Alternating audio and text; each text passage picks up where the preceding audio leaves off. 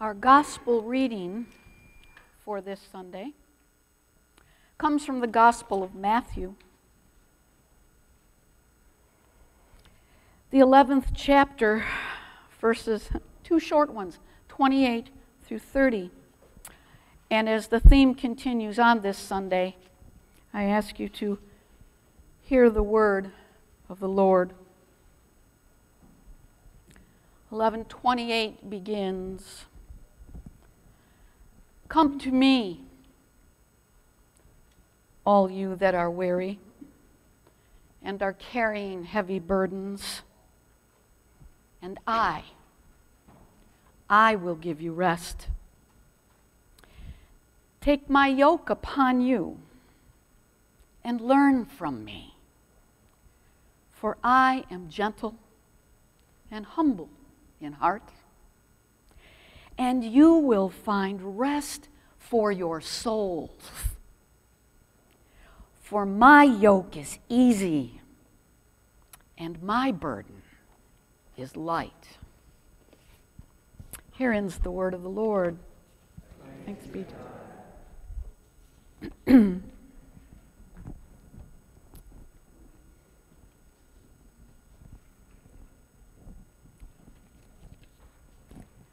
Dear friends and new friends,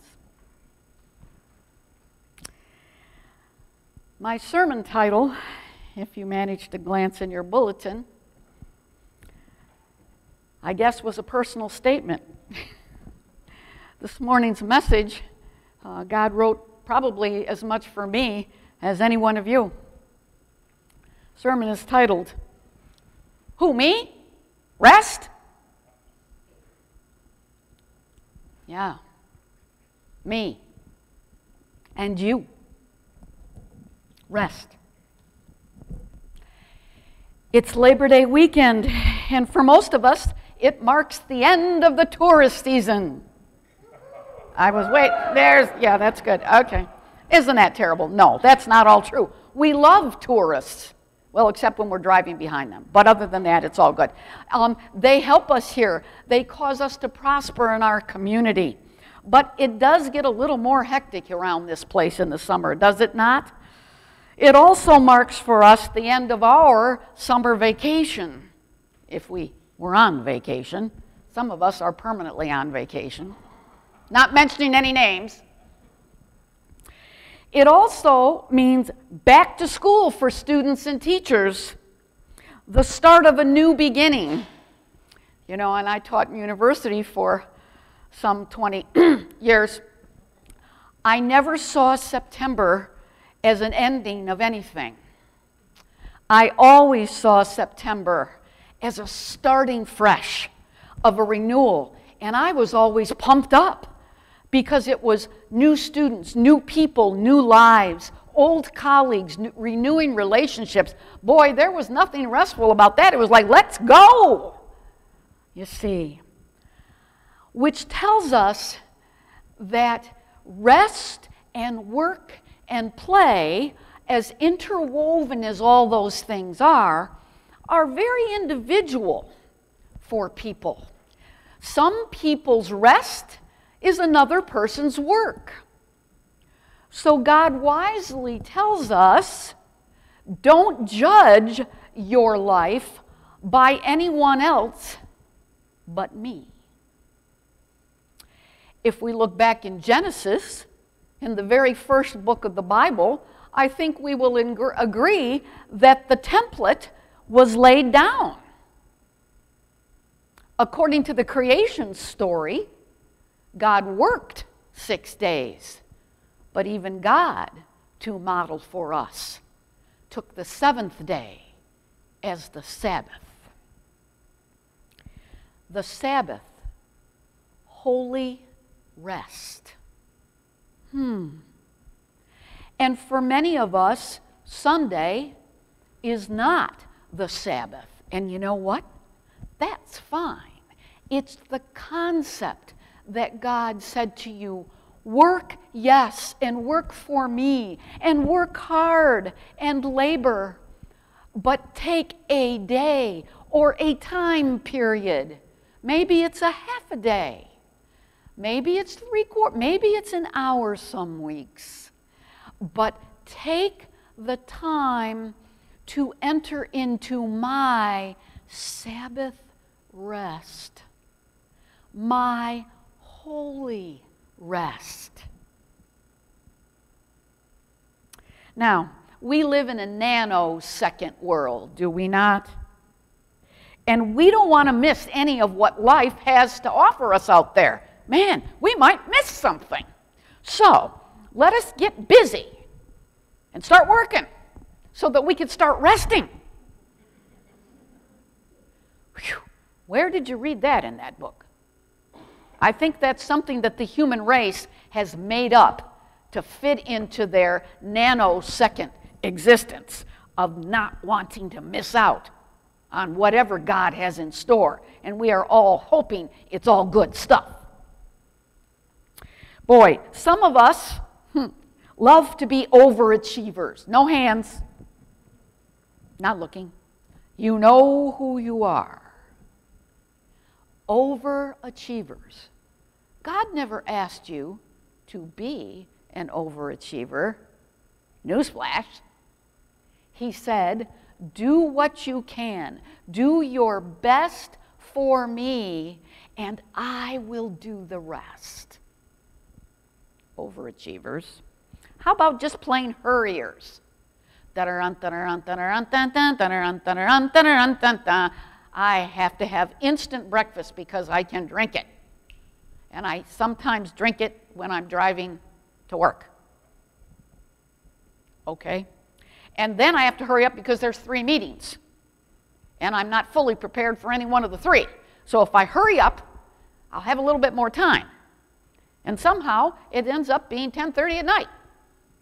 And I'm kind of like, yeah. How about shop till you droppers? I know you're out there too. You know, I looked desperately through the Old Testament and even the New Testament. Nowhere did I find anything about advice for shop till you droppers. Just saying. But let me tell you, back to school clothes, you know, grandkids, kids, all right, let's go to the mall. Got to go to Saginaw for that.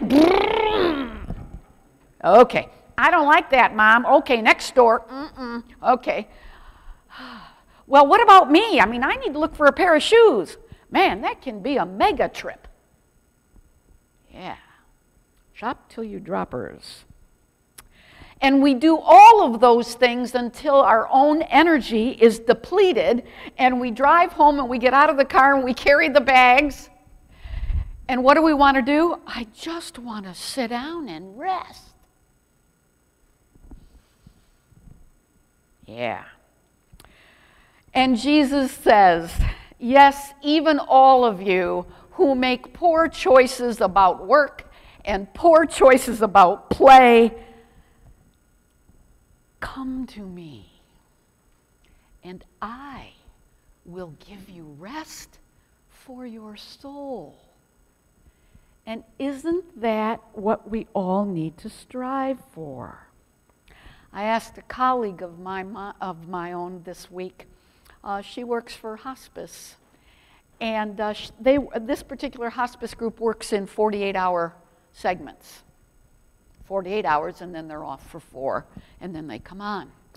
And I said, how do you not hurry, stress, go too quickly? How are you able to sit with a family who has just lost someone as the primary caregiver at that moment and be all that you need to be in a quiet, reassuring, calming life like Jesus has you in to do? How do you do that when you have 3 calls in that 48-hour period? I really wanted to know that. And she took a moment. And she looked at me. I was like, you know, I didn't even get it. I asked the appropriate question, and here's Ro. You know, I wanted to know the answer more instantly than she was willing to give. And so she waited, she breathed, and then she looked me in the eye and she said, "The first thing I do is exhale when I leave the situation."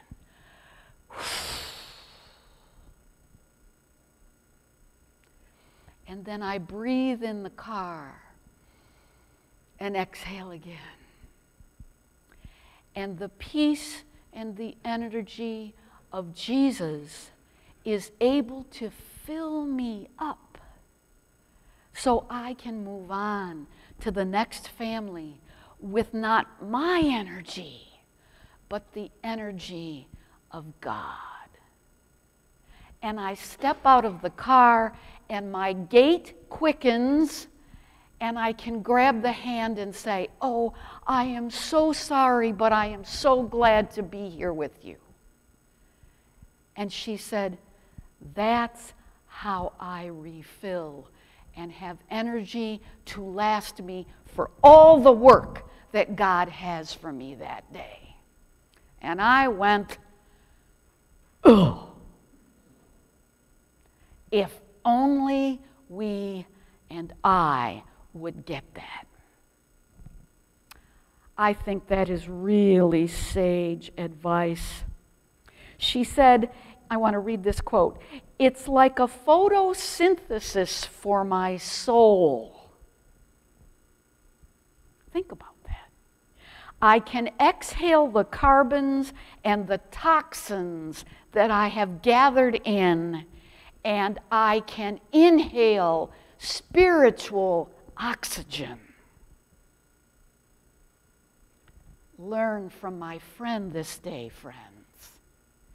You can exhale the toxins and the carbons in your life.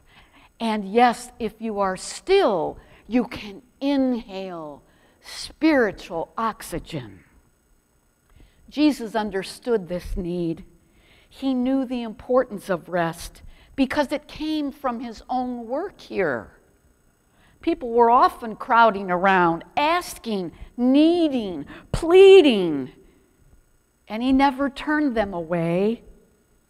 But often after days of teaching and healing others, when he felt his own human energy waning, he would simply slip away to be alone and to pray, and yes, to rest. This text today invites us into Jesus' own practice. Do you get that? It's his own practice for us to model. It is okay, my friends, to just rest. Come to me, he says. Come to me, to Jesus, and I can give you rest. I'd like you to join me in an experiment this morning. You know me, I'm the pastor of the New, Different, and Courageous. And I invite you right now to get comfortable. I'm serious here. If you need to move apart a little bit, or if you need to move together closer to the loved one, you can do that. But I want you right now, instead of sitting in your listening to the preacher pose, to get comfortable as you can in the pew. If you need to put your feet out, put your feet out. And cross, and people are ankle crossers, cross your ankles. Stretch them out. Lean back. Yeah, there you go. I got my new kids there. There you go. Get comfortable. Okay. Yeah. Everybody, wiggle. It's okay. If you're like, it's okay to move. Move. Relax your arms. Tip your head. Yeah. I want to listen. I should put my microphone to see how many people's necks crack. That's where you carry all your stress. Oh, I can't see my peeps in the choir. Hi there. Get comfortable. Comfortable. If that's what you got, we'll go with that this morning. Ebner, I'm watching you.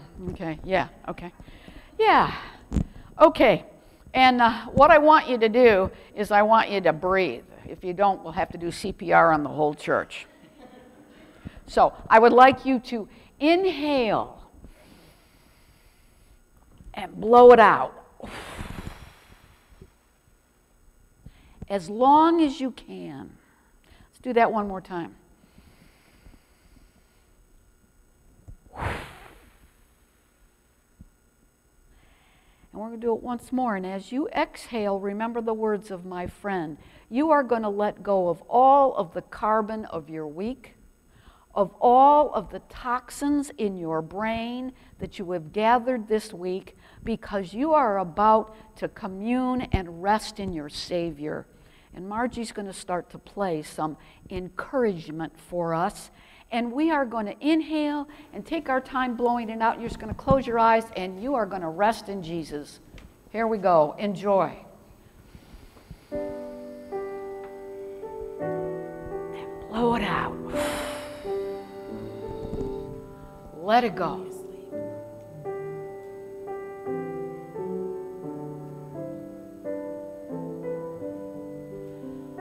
Just sit with your Savior. And let him hold you. Let him rest his hand on your heart and be at peace.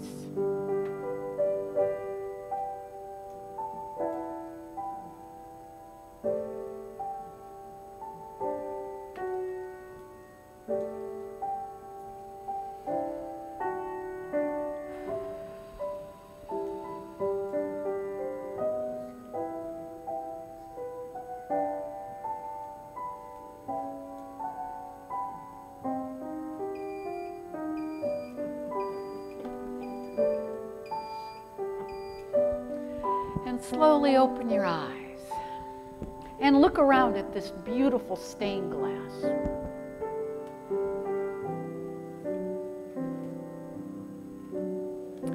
And here we are together, all as one body with Jesus.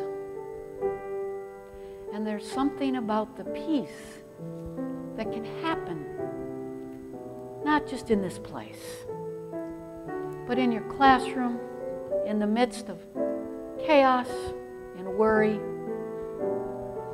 in your home as you worry about your health and how long God will have you able to be, and your family and your friends who are struggling or maybe not talking. All of those things are not your worry in this place. They are your Savior's worry, and He has it.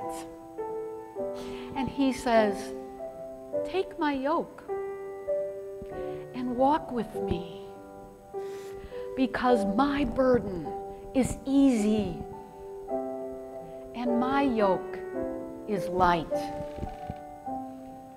There's nothing that you can't do as you walk this world with me. Cling to Him and find joy in your heart. Let your face light up with the joy from within your soul. It's not a fairy tale. It's not a myth. It's the real, true gospel word of Jesus Christ. Amen.